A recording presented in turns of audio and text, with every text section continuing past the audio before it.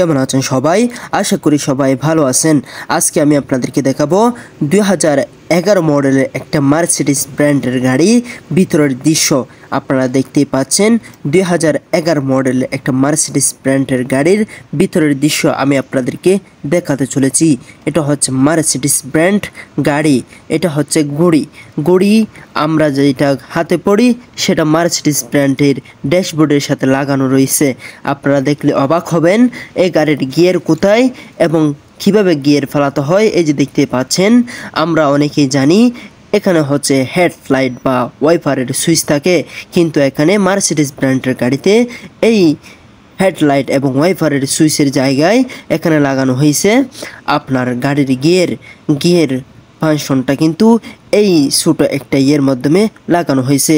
আপনি যদি পার্কিং দিতে চান তাহলে আপনাকে এই সুইচটা চিপলেই পার্কিং অটোমেটিকলি হয়ে যাবে। আপনি তো দেখতেই পেরেছেন এই মার্সিডিজ ব্র্যান্ডের গাড়ি কত ডিজিটাল করেছে।